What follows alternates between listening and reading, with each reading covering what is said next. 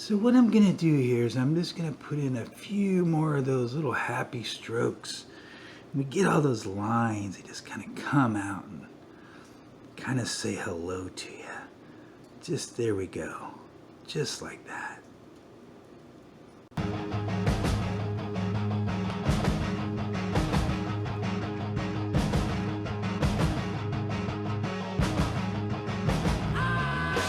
Hey everyone, Scooby-Doo here, and welcome to a brand new video. Today we're doing a re-weathering job on our Amazon exclusive Slave 1 ship. And what a fantastic ship this is. Wow, they did an incredible job. Kind of makes you wonder why they don't make the vehicles like that now. Even though this one was actually made like, when I think this one came out a couple years ago, 2-3 years ago, as part of the vintage collection. I guess the key word is vintage. We'll also do a review on the newer, and this is also considered a 3.75. Let's kind of zoom this out for a second.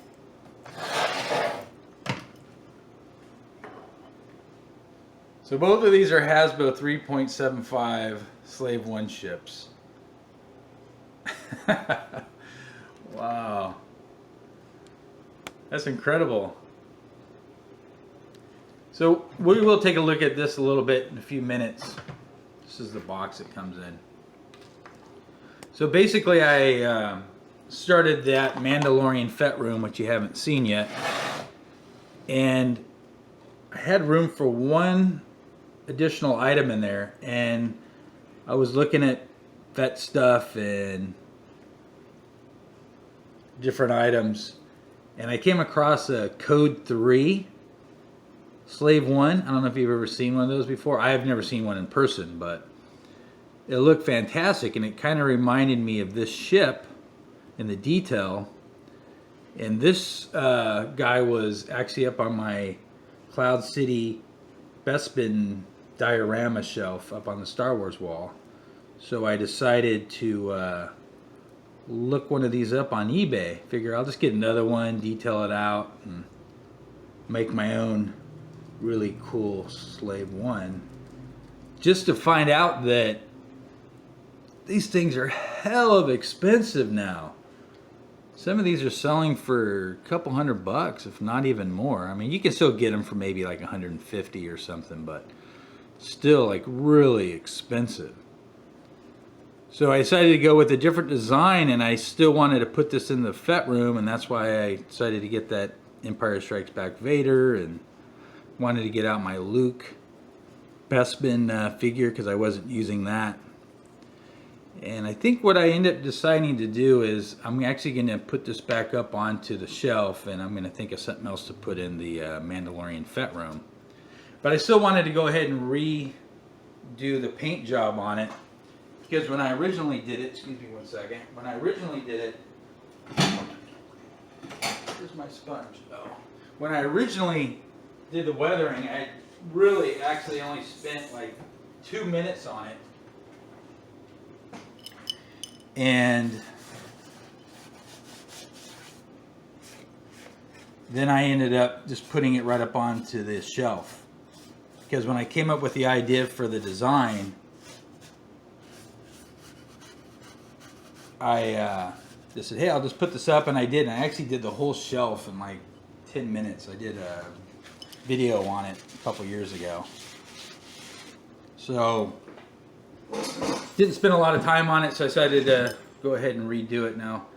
Again, if you've seen some of my weathering jobs, they get kind of messy at first, but then they end up looking great later. So right now I'm just kind of putting on the tempera paint, which is what I've still been using.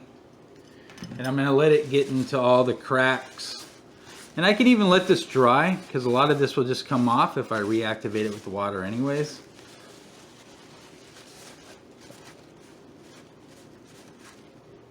So you can see all the lines that are coming out. It's just a typical weathering job. That's what you do. I just kind of wanted to talk about how great this vehicle was.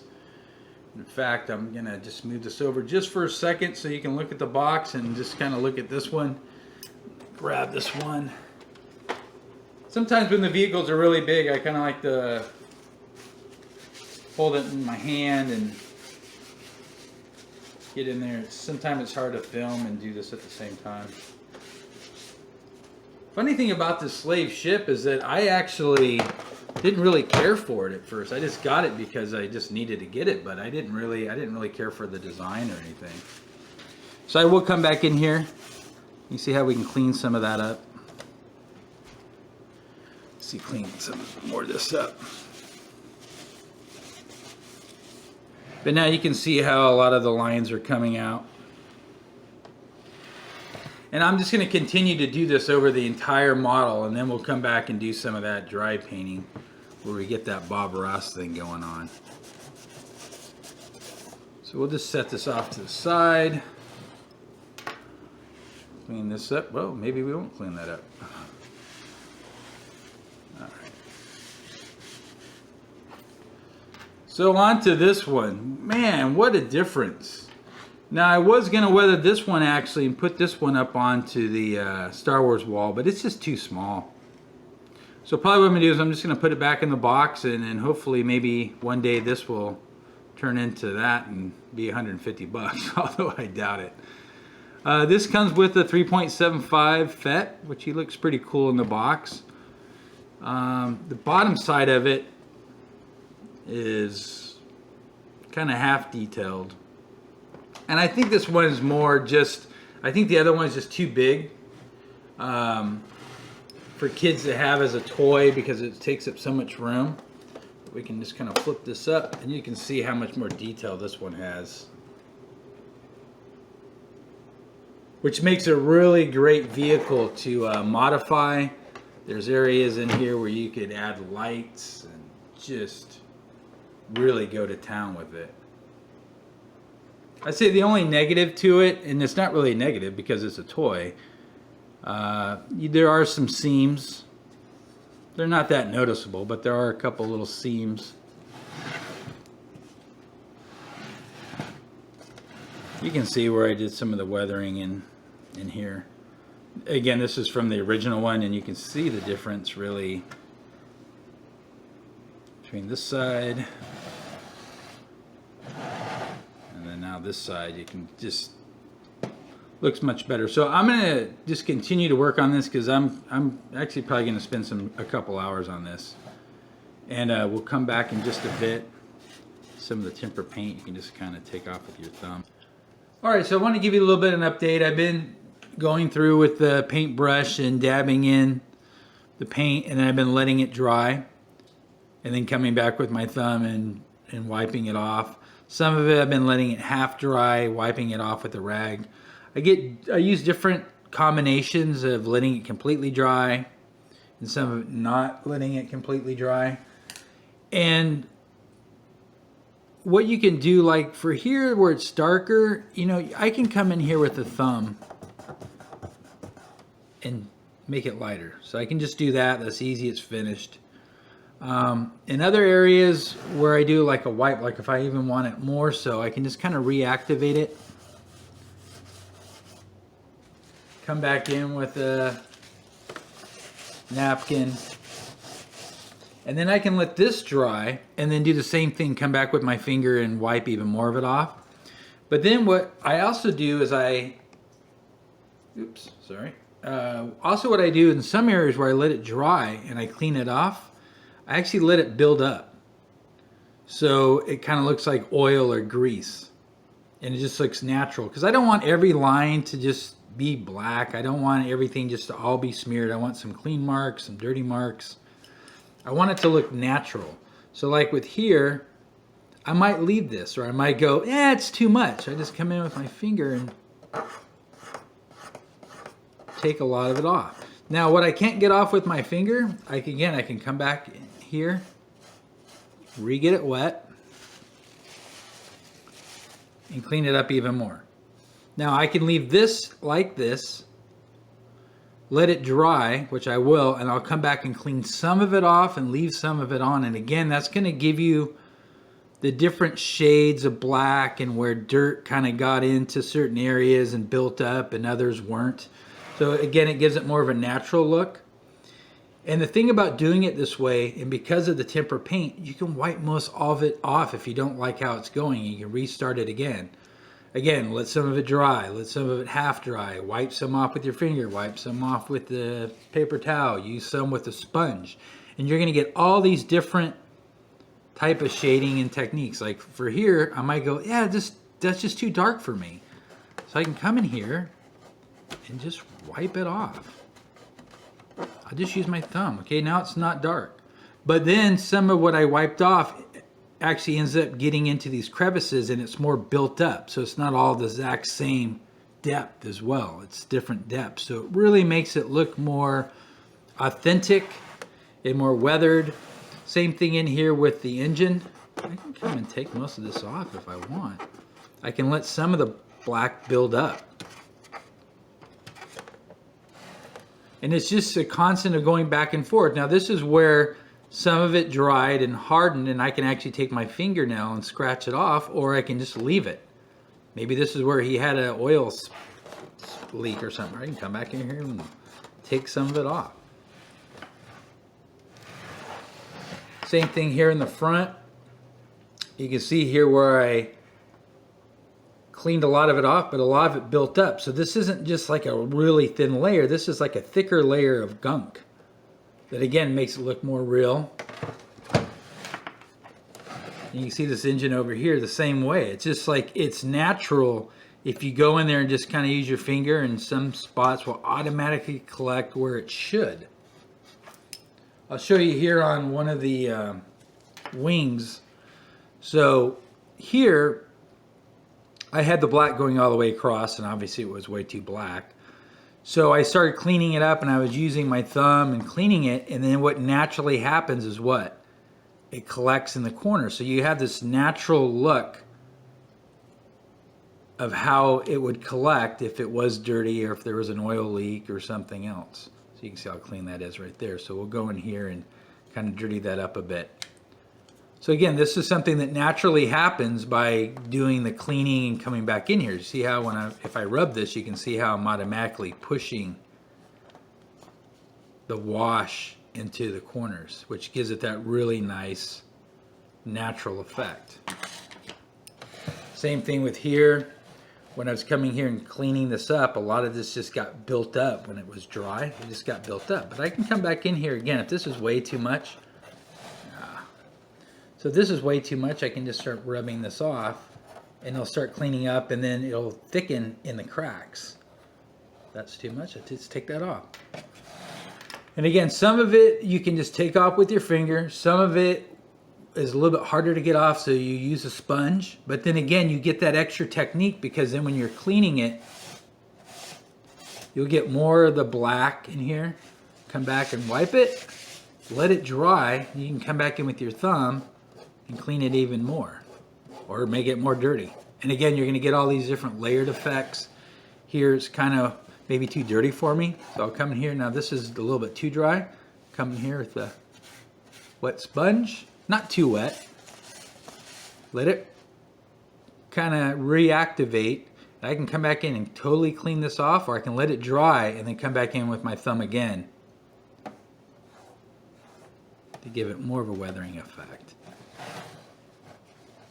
So there's an update. You just keep going at it. Just paint, let it dry, wipe off. Paint, let it dry, and then just leave it there.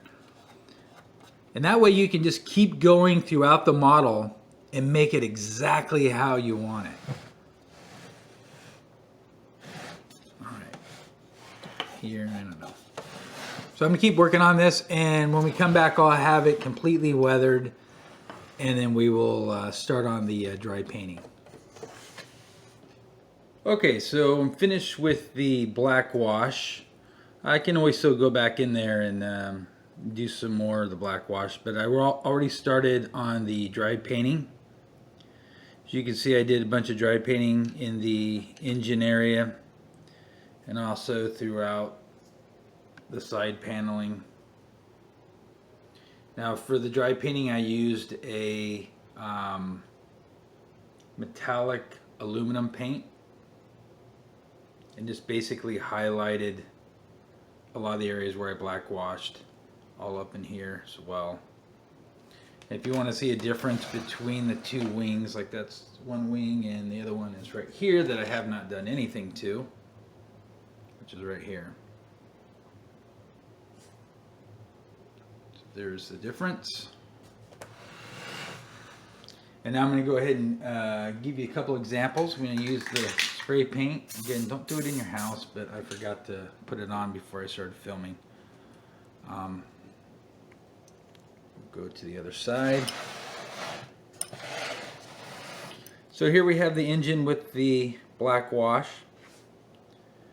And I'm going to get some of that paint on my brush. I'm going to get most of it off, so there's just a little bit. And we're going to go in here and just highlight areas where we're doing the Bob Ross section.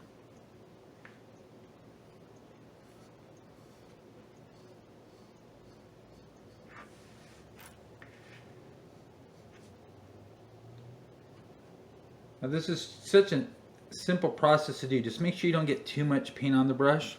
You can come in here and just highlight this. Make it silver. Make it a little bit closer so you can really see as the detail comes out. And then we'll go around these edges.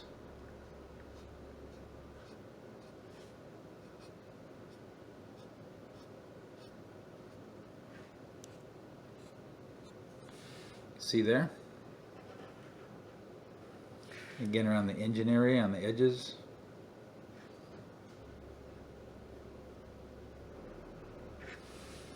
It's just amazing.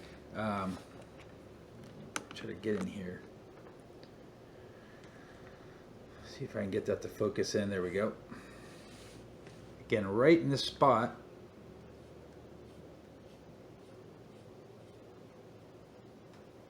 Again, on the edge.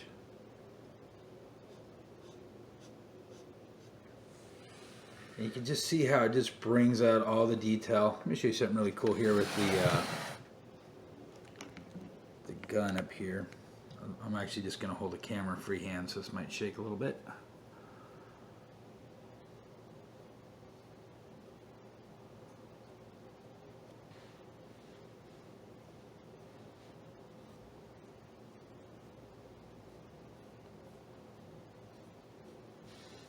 Just really brings everything out.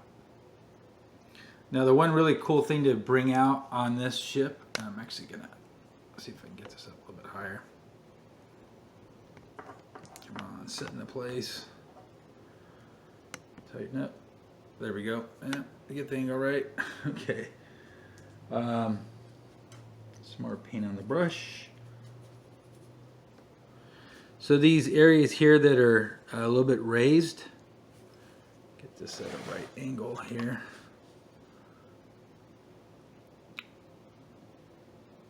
Just want to lightly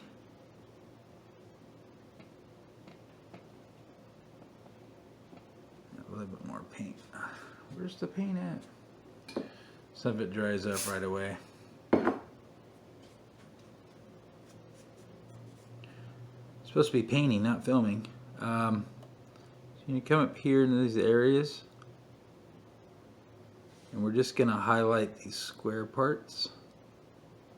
Actually, I should be going this way.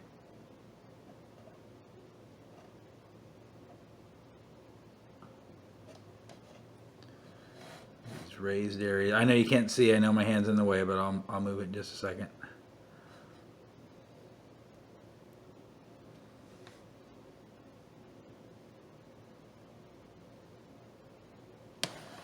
And so there you can see the silver or the aluminum where it gets highlighted.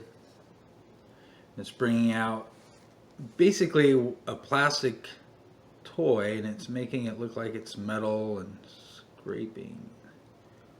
Get in there. And just even over here on the side of the engine, just with the little bit that I've done already. And again, I really like the effect it does around the this arch area right here.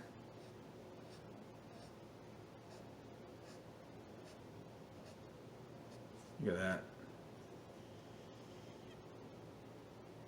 It's amazing how that works. I actually watch a bunch of informational shows on quantum physics and science and pulsars and world history, and I watch some stuff on the brain and how that works in your body. Even though these were just little strokes, kind of like Bob Ross does, your eyes, and then when it goes to your brain, will automatically fill in areas that aren't there to complete the picture. So just by adding these little strokes, all of a sudden now you see the engine, you see the scratch marks, it looks metal.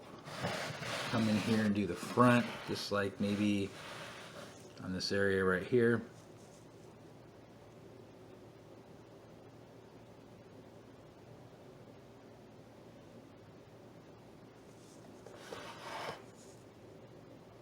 And now it's metal. So I'm going to just continue to do this. Come in here. And if you've watched my other videos, this is just very much the same thing over and over again. But I keep learning new things and using different colored paints. And even with doing the weathering, now I let some of it dry. I use some of the paint, the tempera paint, I just use it straight up. And sometimes I'll mix it with water, use a sponge, use paper, use my fingers.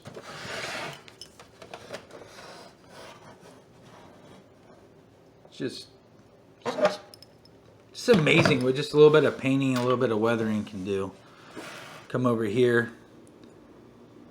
See, like with this, I might actually do the whole thing so it really gets highlighted.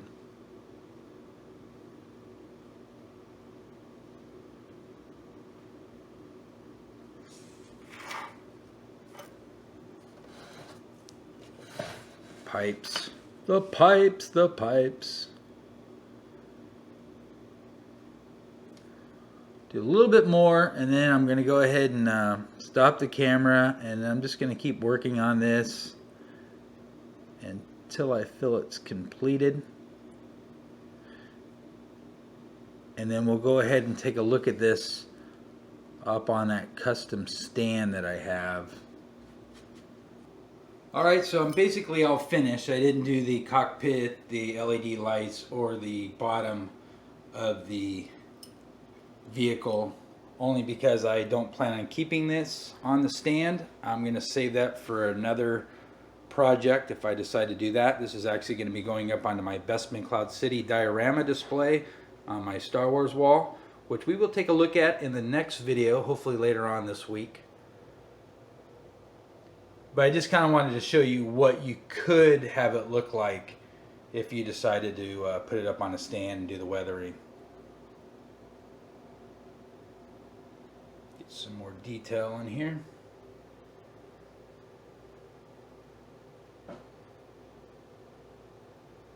Quite a bit of difference from that.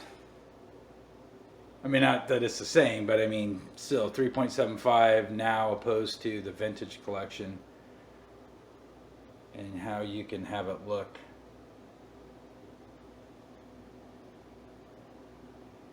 Alright, if you have any questions or comments, feel free to leave them down below. Don't forget to subscribe if you haven't.